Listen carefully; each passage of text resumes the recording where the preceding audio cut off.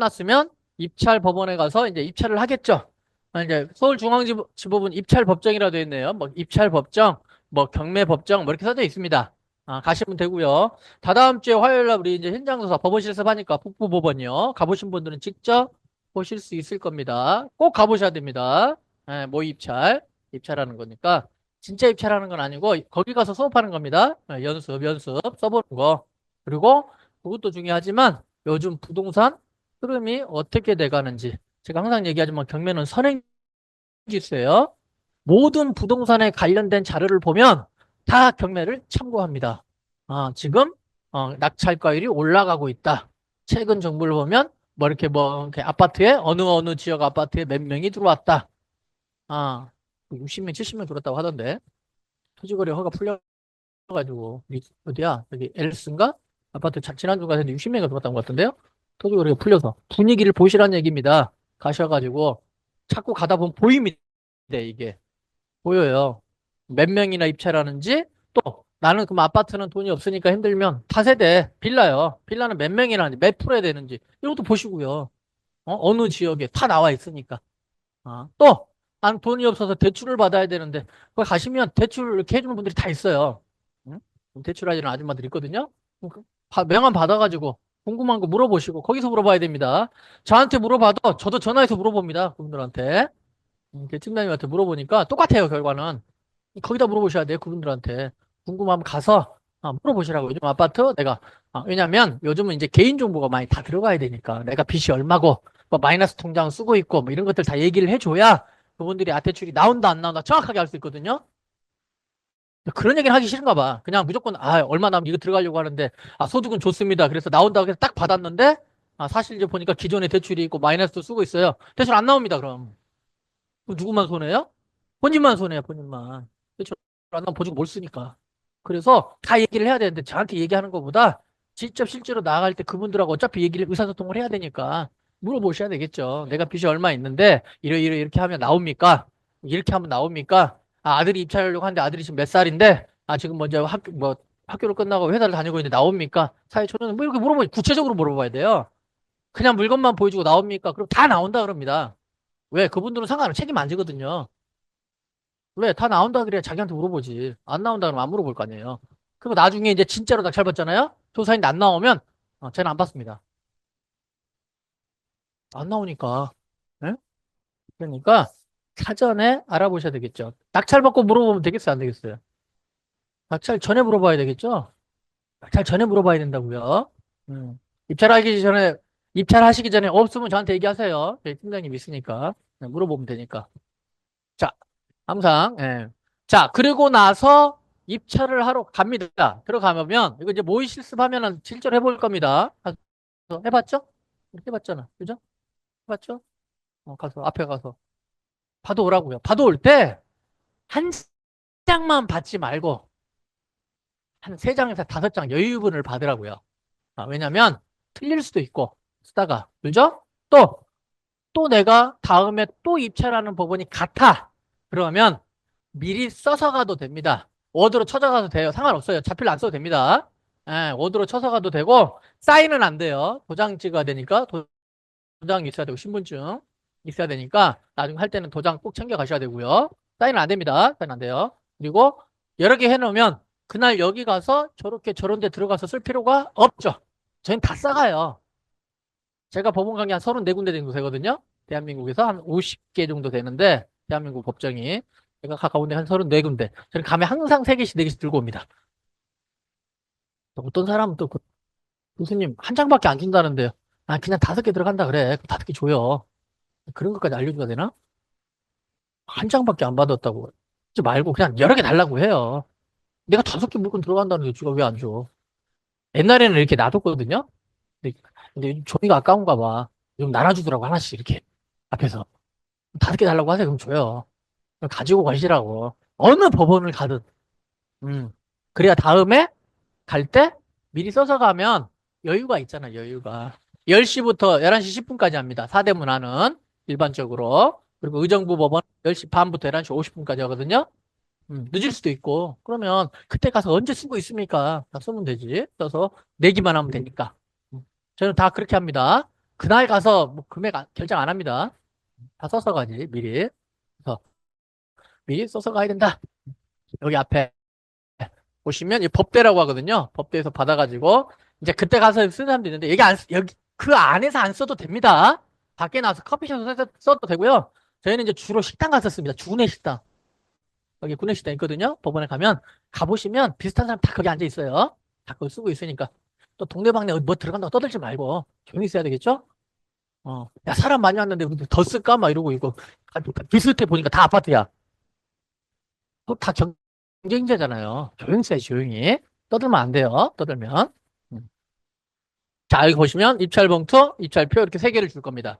주시면 여기 보증금 10%입니다. 10% 넣고 입찰표 이렇게 넣어가지고 봉투 안에 넣어서 가면 가서 낼 때, 제출할 때요. 이제 여기서 쓰고 제출을 할 때 그냥 제출하는 게 아니라 앞에 가면 도장을 찍어줍니다. 도장을 찍어줘. 봉투 넣을 때.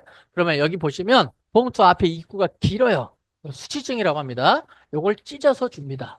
이거 가지고 계셔야 됩니다. 낙찰 받으면 영수증이라고 바꿔주고요. 떨어지면 보증금 낸 거 받아야 되겠죠? 다 현찰박치기예요. 보증금 10%. 자, 수표 가지고 가야 됩니다. 카드로 결제한다는 거 이런 거 안 돼요. 뭐 계좌이체 하겠습니다. 이런 거 안 됩니다. 현찰 뽑아서 가야 되니까 떨어지면 돈 받아와야 되겠죠? 그러면 요거 주라고 한다고요. 그러니까 잊어버리지 마시고 이렇게 64번 이렇게 써져 있잖아요. 여기 도장 찍혀 있고 이렇게 가지고 있다가 이렇게 교환하는 겁니다. 떨어지면 봉투째 줍니다. 봉투째. 입찰표만 빼가고 1등인지 2등인지는 봐야 되니까 봉투째 그럼 그 안에 돈 들어있다고요. 돈 들어있어요. 그래서 이거 보시고 그러고 나서 이제 함에다 넣으면 입찰은 끝난 겁니다. 입찰. 자, 입찰이 끝나면 이제 드디어 11시 10분이 마감이 되면요. 정리를 하고 이제 사건 번호별로 해서 사람이 많은 순서. 이번에 가니까 10명 이상 되는 순서부터 하더라고요. 왜냐면 많으니까 빨리빨리 보내야 되겠죠? 빨리빨리 보내려고 많은 순서로 하고 한 10명이 이제 지나면 이제 사건 순서대로 이렇게 쭉 부릅니다. 쭉 불러서 발표를 하니까 아, 내 사건 번호가 뭔지는 알아야 되겠죠? 부르면 앞으로 나가시면 됩니다. 나가면 떨립니다. 혹시나 또 됐을까? 막 이렇게 심장이 북부법원에 가면요 2등, 3등가 1, 2등 불러주더라고요. 어느 데는 3등까지. 의정부는 1등만 부릅니다. 2, 3등은 안 부르고요. 뭐 법원마다 다르면 지맘이에요. 수원법원 가잖아요. 그러면 다 부릅니다. 다 불러. 이것도 나름 스릴 있어요. 보세요. 한 10장 딱 들어오잖아요. 그럼 북부는 자기들이 먼저 이렇게 쭉 봐줘요. 옆에 있는 사람이. 여기 앉아 있는 사람이 먼저 쑥 빼가지고 순서대로 입찰표만 쫙 빼거든요. 빼가지고 순서대로 금액 순서대로 쭉 합니다. 그리고 이제 집행관에 딱 주면 집행관이 딱 보고요. 1등만 부르고 끝낸다고요. 어떤 데는 1, 2, 3등 부르는데 수원법원은요. 봉투째 그대로 주면 집행관이 하나씩 빼면서 부릅니다. 그러니까 몰라요.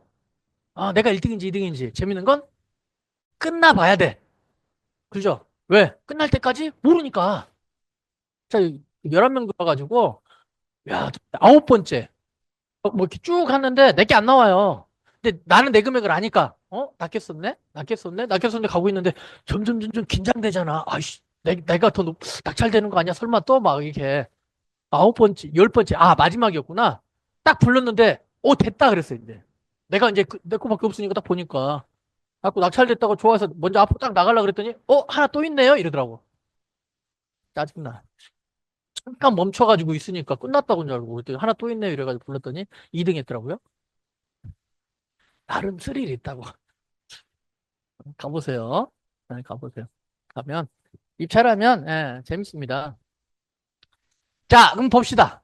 최저가가 3억입니다. 그러면 보증금은 항상 최저가의 10%. 내가 쓴 금액의 10%가 아닙니다. 최저가의 10%입니다. 물론 신탁 공매는 다를 수 있습니다. 다를 수 있는데 그걸 보시면 항상 공고란을 우리 경매는 무조건 최저가의 10%. 그러니까 이 물건에 입찰하는 사람들은 보증금이 다 똑같겠죠? 그럼 교수님 내가 3억인데 최저가 10%니까 얼마예요? 3천만 원이죠? 3천만 원. 그죠? 근데 내가 5천만 원 넣으면 어떻게 됩니까? 이럴 수 있잖아요. 상관없습니다. 5천만 원도 상관없어요. 최저가보다 무조건 더 많이 넣는 건 괜찮아요. 그러면 내가 만약에 어차피 떨어지면 봉투째 줄 거니까 상관없잖아요. 낙찰됐어요. 그럼 낙찰되는데 딱 봤는데 수표가 5천만 원짜리가 나왔네요. 괜찮습니다. 바로 2천만 원 계좌로 넣어줍니다. 그날 당일날 법원에서. 이유는 간단해요. 이자 주기 싫어서 그래요. 하루라도 가지고 있으면 이자를 줘야 되거든요. 그래서 당일날 바로 계좌번호 적어놓으라고 해서 바로 넣어줘요. 바로 넣어주니까 금액이 낮은 건 안 되지만 높은 건 상관없다. 그러니까 예를 들면 오늘 입찰, 그러니까 이번 주에 입찰할 게 두 건이 있는 거야, 아파트가. 떨어지면 또 들어가려고. 화요일 날, 목요일 날. 예를 들면 화요일 날 내가 찾은 게 보증금이 5억짜리에서 5천만 원이었어요.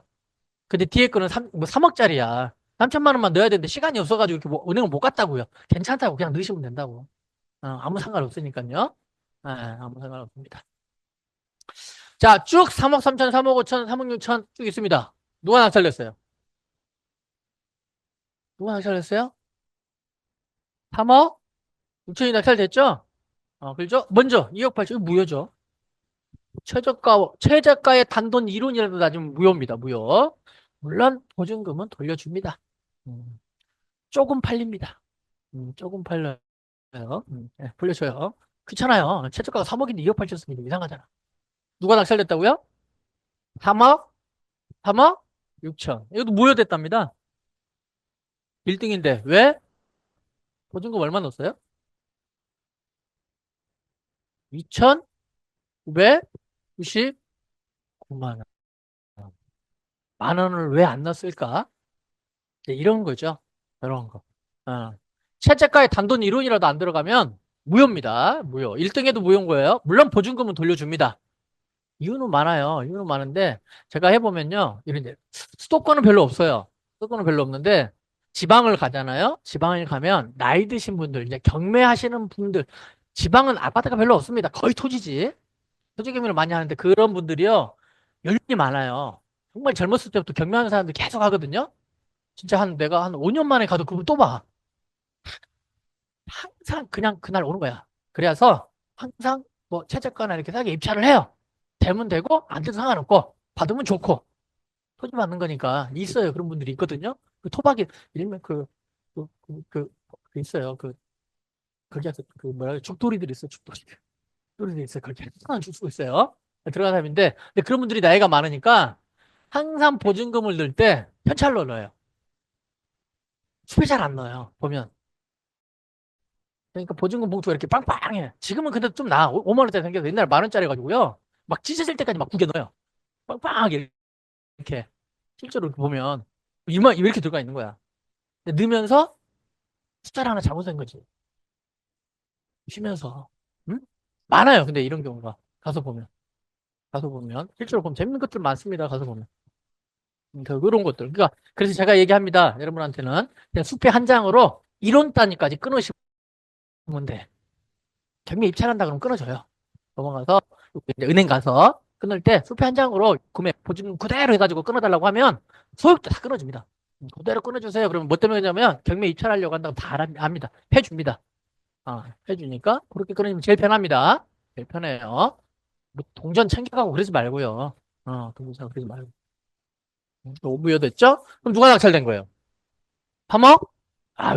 이거 대박이지. 1,000만 원 싸게 산 거죠? 어.